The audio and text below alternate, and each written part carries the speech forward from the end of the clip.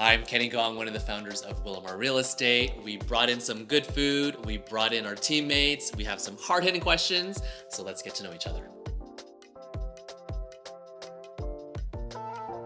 Am I Okay, get ready. What? Oh, you open it. I open it. Oh! We've already learned things about one another. Cheers! Cheers!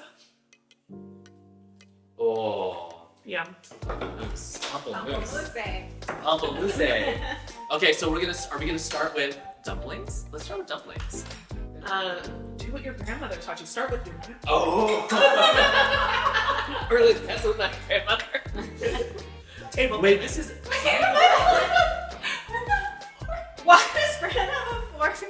Somebody doesn't know how to use chopsticks. Everyone a fork? You could have given everyone a fork. I could have... I literally just called down all the table.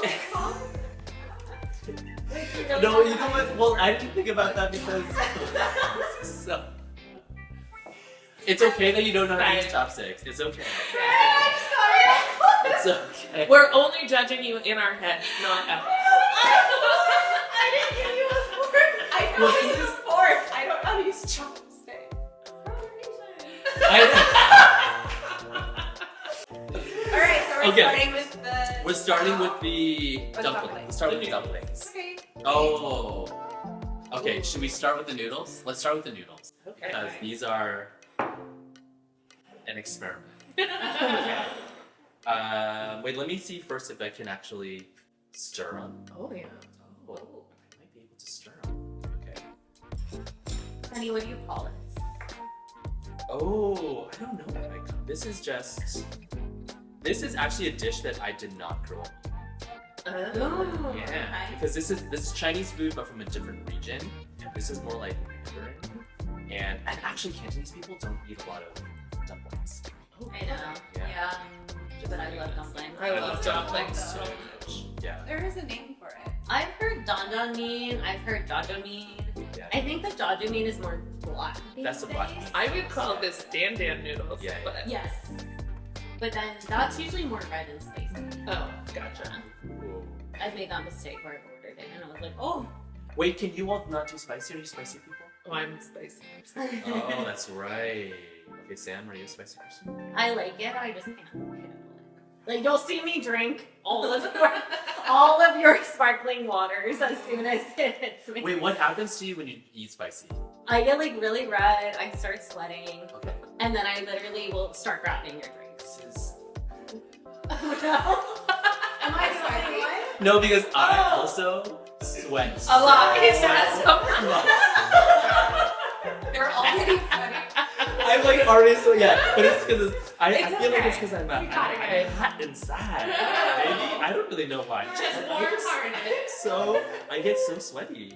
Bran. Here, let's see. Do you Spicy? want a plate? Well, Just I'm just use very this and we'll tired. pass this down. Yeah. So. Are you a spicy person? Bran? I think similarly I like spice, but I can't handle it. I won't grab it. Sometimes you have to. Alright. Oh, That's a lot. It's okay. You know. You have a lot. I think we're just switching things now. Oops, sorry. Yes. So will not have your eyelash on No, it's actually not. it. Okay. That's this one, which I'll get back to. We rotated on the Oh my plate. God. Okay, this is your That's why it's okay. your eyelash plate. Here we go. And then Bran was very much paying attention. Which one had your eyelash on it? Which one? And I was just like, zoom oh, in on nails. oh, Yeah, This is also. Says a lot, I think. I believe so. Did you Nails. get yours? Mine is always. Oh, yeah. Are you saying I'm a square? No, mine are too, but with rounded corners. Oh, okay. Are you straight up square? Oh, That's what I plenty. take. Plenty. That's Okay, what I asked. thank you. Actually, I'll take some of the meat. Yeah. I just have. Does anyone else need more meat? Would you like more meat? No, I'm good. No? You Damn. look Oh, no, at I'm the difference. Yours and mine. I'm more. Give me the meat. It's weird because I eat a lot and you probably eat less than I do. Maybe because I'm using a fork, so I can pick it up fast. Yeah. Wait, do you want to, what's the story behind, did you just not grow up eating with chopsticks? Yeah, because I would always ask for a fork. I could probably use them. It's just not going to be the right way. So don't Sam, do you want zoom more in. meat? I think I'm No, good. you're good? My You just leave grandparents them were very strict and they would test me. And I'd be like, you have to pick this up. Or chopsticks. Yeah. I use the ones like at Benihana's that they give the kids. Where it's just like the Connected. paper with the rubber band. Oh, That's they don't how do I that learned how to use chopsticks, and so I never really learned. Do you want to? Should we teach you right now? Yeah. Only in moments like this. Doesn't happen often. All right, are we going in? Are we eating Dig it? in, y'all. Oh, Yeah. I think I can do it. Can you do it? Oh, it's good. You're right. This is not exactly Dan. It's not spicy enough. it's not spicy. More savory. Okay, we're just starting off hot. We're starting off hot. What's the most challenging part of being a realtor that people don't know? I would say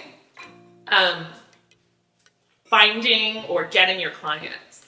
Most people, when they think about what a realtor does, is they're thinking about the end product. So showcasing a house, selling the house, doing open houses. That part is much easier than how did you convince somebody out of all the agents in the city that you're the one they're going to list with. And that, I would say, is always the harder part Yeah. of the business. It's like the growing your business part that people don't think about. Correct. You just think about the transaction. Yeah. So true. Sam, you're just starting out. What do you think that?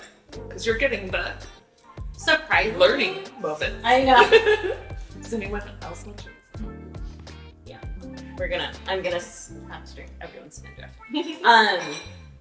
Surprisingly, I think the hardest part is the emotions. Some of the hardest calls I've ever had to make is we didn't get the house.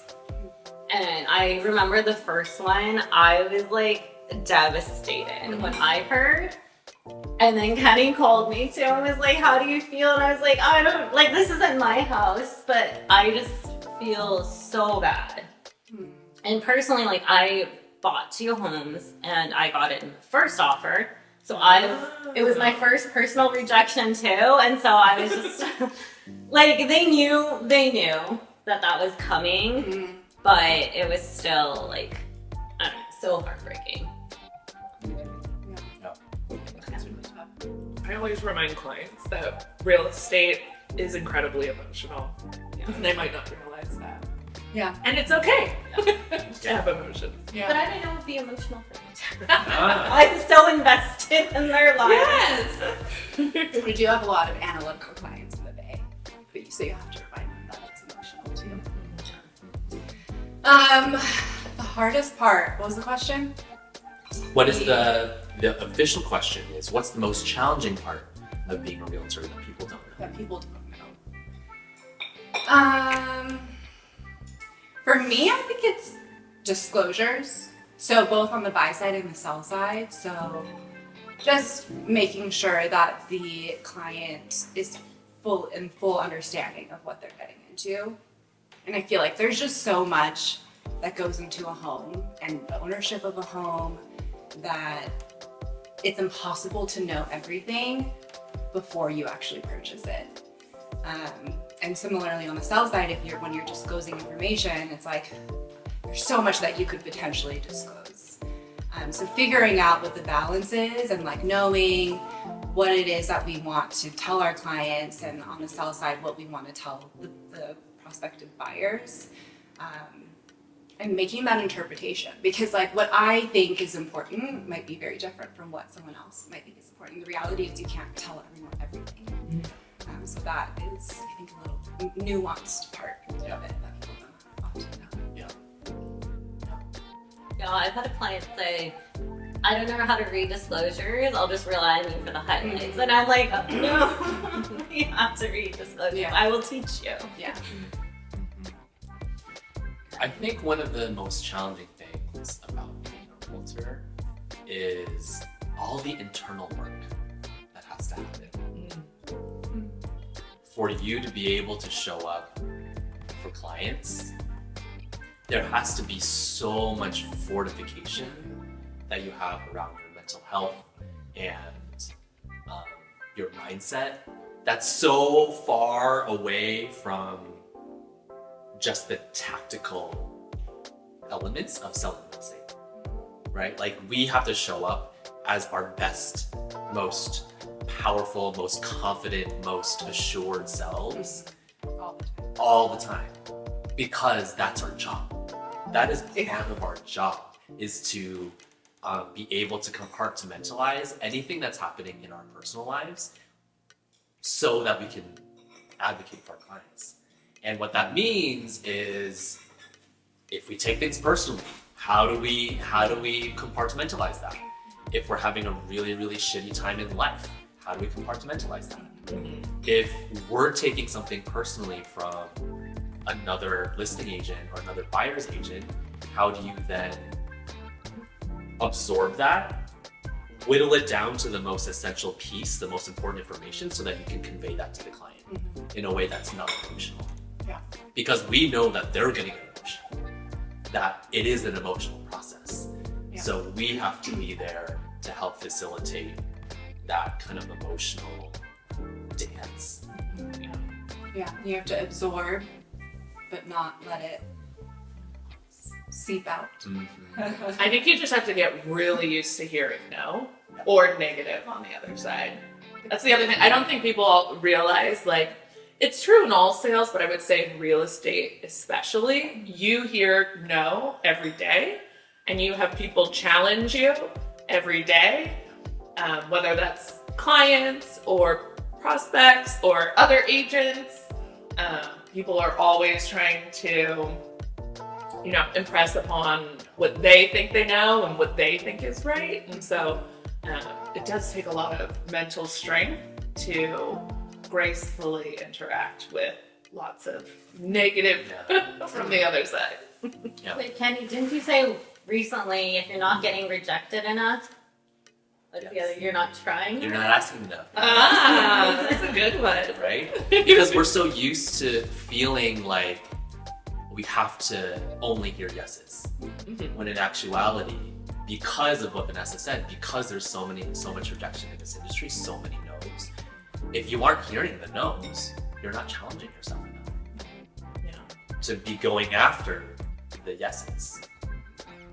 And I think it's also, that's what's the most amazing, and it's the challenging part and the most rewarding part, is that through this process, you can grow so tremendously fast, and like you grow as a human being so quickly in this industry because you're constantly against your growing edge and constantly figuring out, like, how do I get better?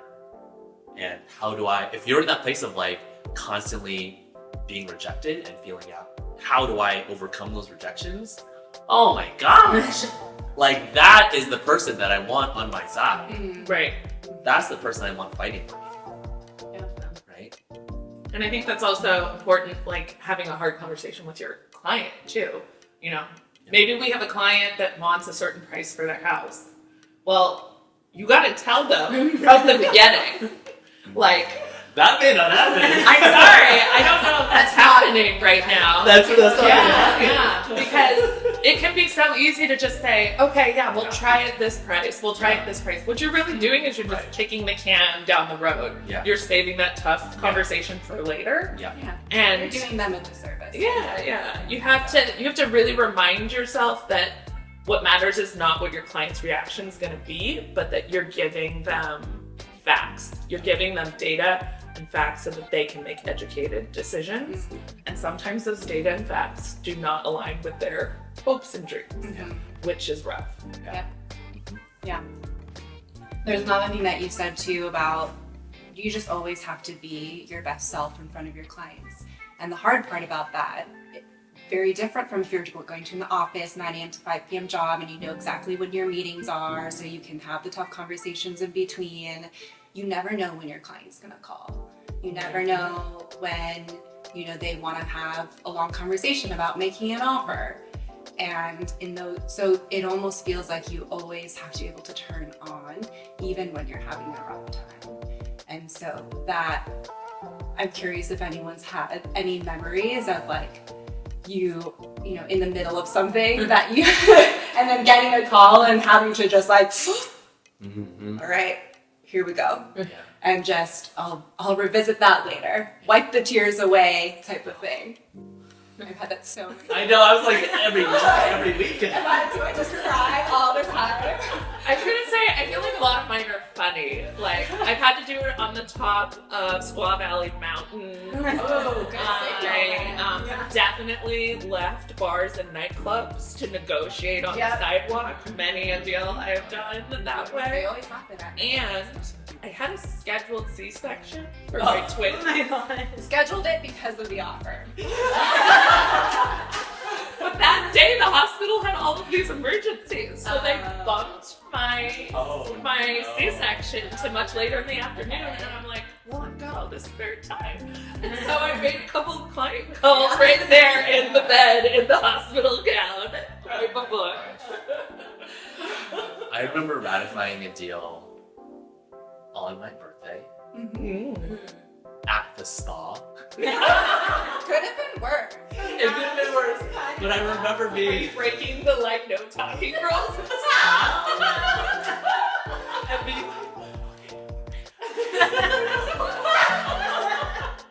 and I was like, I remember just being in my towel. Steaming. But you know what? You gotta do what you gotta do. Yeah. Anytime